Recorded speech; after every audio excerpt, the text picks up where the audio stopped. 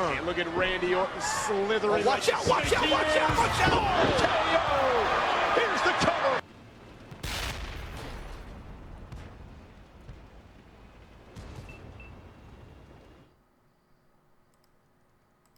Hey, what's up everyone? And we're back here today finally. And as you guys voted yesterday, bringing you the game on proc in the Object 263.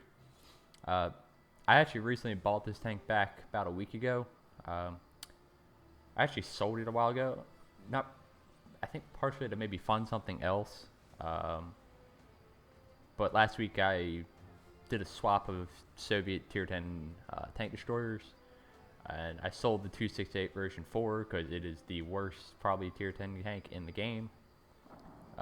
Just if you want to base it off of everything, that one thing, if you found out the other week, is that the damage requirements for that tank for 3 marking is 3.3k, which by the way is 700 less than a certain Tier 8 medium tank.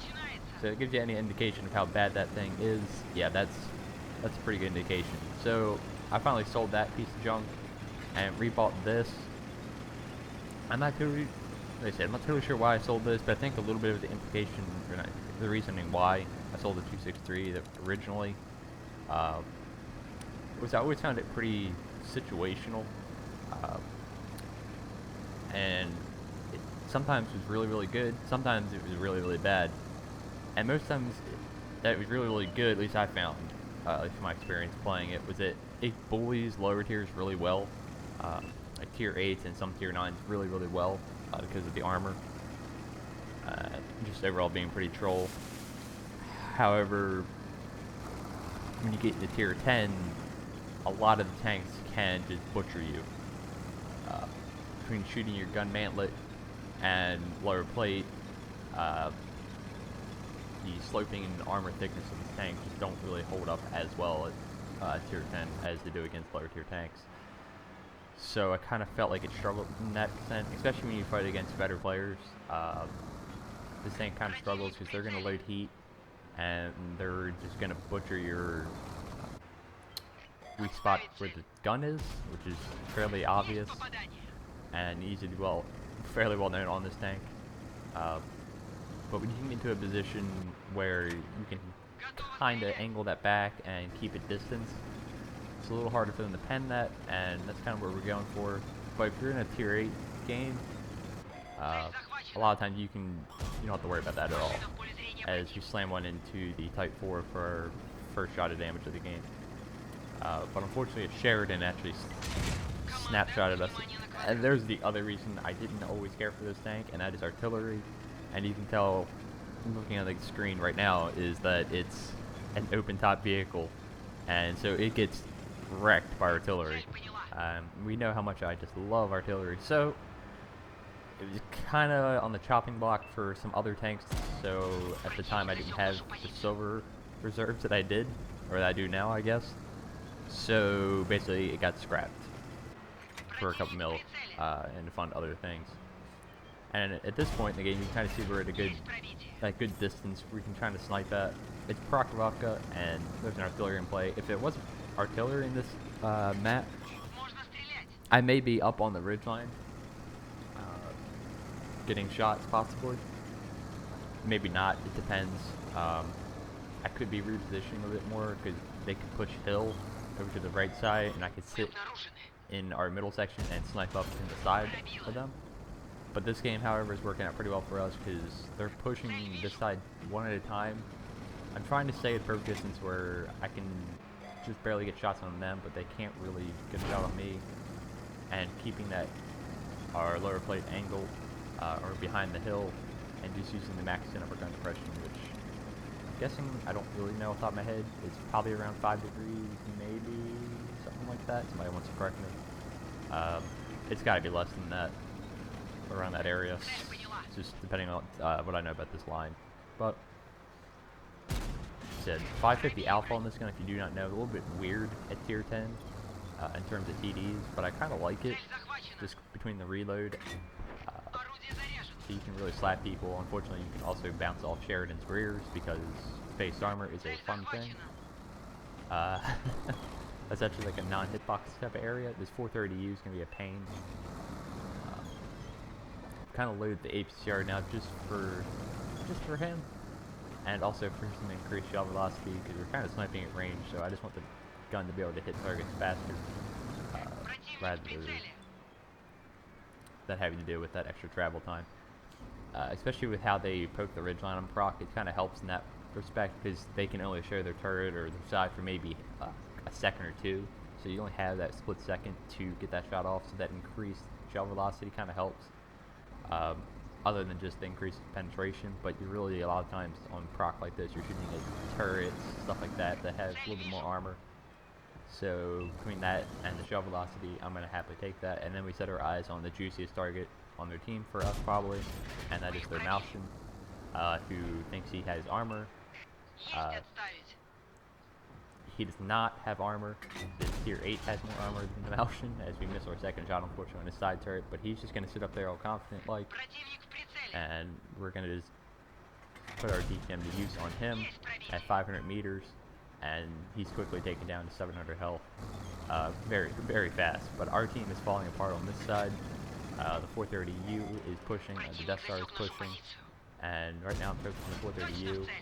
Put one into his track scheme to get a little more spicy at this point. We're still losing several tanks down. We've been able to do some good work here. We've already put up 4,000 damage so far. A couple bounces here and there, but really we've done our job as one of our only 2 TDs on this map, which is okay. This map used to be, I think, a lot better for TDs. I wish I had HE loaded here to spot the waffle. I don't have time to really load up HE. He may get unspotted, and then I'm stuck in an HE shell with this 430U charging down on me, so there's really no point. As you pick up the spot on the 430U, slam another one into him. But this map used to be a little better, as you try to take out the 430U, try to angle and bounce his round, but we also bounce off him because we just RBRT lazily, and we're slowly losing this game. T92 takes him out, which is nice. I'm still spotted, but we're slowly losing tanks here. So 183 slam dunks us for like 1,000 for HE means something. Honestly, that's kind of a mistake now looking back at that. I wasn't spotted. If I just pulled back, there's nothing spotting me immediately, and I could have saved a lot more health there. So that's kind of a big misplay there, as he already also hit us. And honestly, that's my 2 biggest fears at this point in the game, is to put another shot into the Malshin. Which our medium tank does a good job here, and he actually goes up in spots for me, which is cool. As we line up a shot on the 183 and put one into him, as we are down to 3 tanks, including only 2 actual tanks and then one artillery. But our Panther 88 is actually able to take out the Death Star, which is very nice. Again, at this point, I'm kind of just in the heat of the moment, so I am not bothering about switching ammo types. Really, I should have loaded HE here, looking back at it. But sometimes when you're playing, you're just kind of so focused on what's at hand that you're not really paying attention too much to what ammo you're using. That's kind of a habit I need to work at a little bit. Again, I've said this before, it's just ammo selection sometimes. But in games like this, where you've already racked up 7,600 damage and you're trying your best to win this, which is just a far cry to hopefully win, but yeah. You just kind of, the nerves get going and you kind of forget how to play. Well, not how to play, but you have more important things than what ammo type you're using at this point in the game. You're just trying to win. As we're down to a 2 versus 6 at this point. And they still have 2 medium tanks, which are a big issue. We're a possible one shot as our T92 takes out the Leo, which is a huge kill there. Leo was easily still a 2-shot for me. I think it was at, what, 800 health. So that would have been kind of tricky. I know the Waffle's a fairly much one-shot. It's a pickup spot on the Pantera, which is nice. He's just charging in. You spot him early, take him out of the game there, and we're up to 8,000 damage and now 2 kills. And now it's a game of what is it? Well, chicken, I guess. But as we spot the Waffle coming in, he takes out our artillery. We missed the shot actually, which is unfortunate. We didn't aim it fully, and this is funny. We actually go invisible right here. behind the bushes, and thanks to that knockdown tree we rolled over, we actually don't get spotted there taking out the waffle, which is cool. And now we're in a 1 versus 3 situation. I know the Malshin's pretty much a one-shot. I don't know what the Carnarvon is on. I know the artillery is going to obviously be looking at me as we spot the Malshin. I'm pretty confident in aiming here. Yeah, he's not going to pen me there. My lower plate is below the ridge line, except my understanding. So we're able to bounce his round, and next I know the Carnarvon, at least I have a hunch, is coming in the other way, and we take him down as well. So now it's a 1v1. That was just a sheer guesswork there, and now we're playing Minesweeper with the artillery. However, he is the mine, and he can drop it on us at any time, and luckily he misses us for only 300. But that engagement was really quick. We somehow pulled that off, and we have a good enough repair speed that he misses again. And we're able to get out of it before that, and now it's just a point of making the most direct route to him. But yeah, that last engagement there was just kind of guesswork on where they would come. I know the Malshin was in the middle, so I figured he'd be coming from the left, and I hadn't seen the Carnarvon in front of me all game, so at that point I kind of, the most likely spot for him to come from would be from my right side, far right. So I had to guess there, but we guessed right, and we were able to take both of them out of the game very quickly. Luckily the Carnarvon was a one-shot, otherwise that game, there's no way.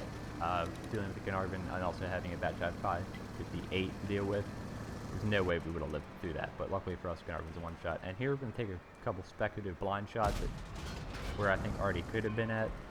Looking back, the shells, where the shells came from, they more to my right, but I'm just being extra cautious here.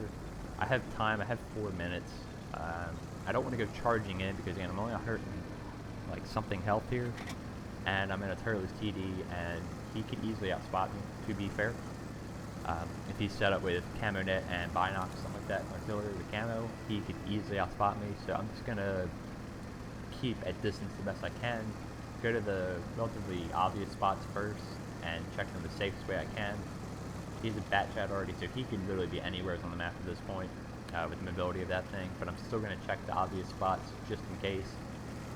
Sometimes artillery, they don't reposition. It's, yeah, we know that. But it looks like he has.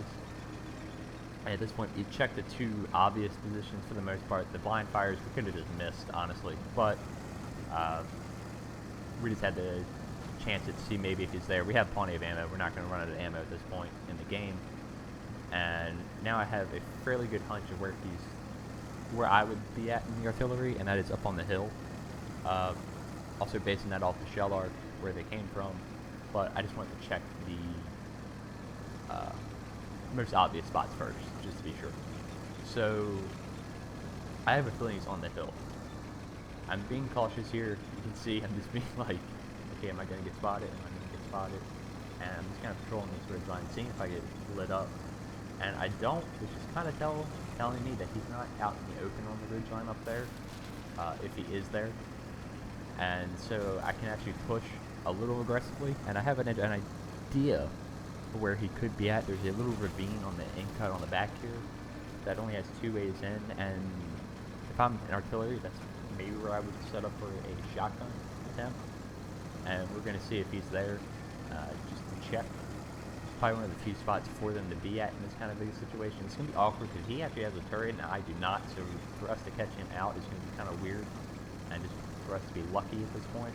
As we're going up here, we're just checking, and here, right there, we proxy spot him, or spot his cupola, and he's looking down south, or down, yeah, to the other direction, but now, again, he has a turret. There's no way we're going to win that. So while I'm spotted, I'm going to back up out of proximity range, and then I'm going to act like I've done before. I'm going to act like I'm going down to my left while I'm still spotted, and then as soon as I get unspotted, hit the brakes, go back to my right, and hope that he took the bait there. And we're going to pop back over here to my right and see if we can't get over here without getting lit up too soon as we use the turretless. And sure enough, it's worked perfectly, and we catch him, and oh, we're able to slam dunk the shell in and take him out of the game for a 6th kill and racking us up to 9,500 damage and the victory. Tense situation there at the end. I was like, When this was happening live, I was like, this is going to be a pain, guys, because we're in a turretless TD. He has a turret. It's going to be awkward, but if this works, we're going to have to be aggressive, and sure enough, it pays off in the end. So, pretty standard proc game to start off with in a TD, you know, sniping at the back and the ridge line, but making it a little bit more exciting towards the end, pulling off, I don't want to say an impossible, but pulling off a pretty improbable win there, especially with artillery in the game in the 263. And yeah, really fun game. Glad it happened. And the next game will probably be that 13-1-5 game on Sever Course, which is pretty ridiculous as well. So hopefully you guys enjoyed that. Hopefully you're all staying safe and staying active, and I will catch you next time. See you.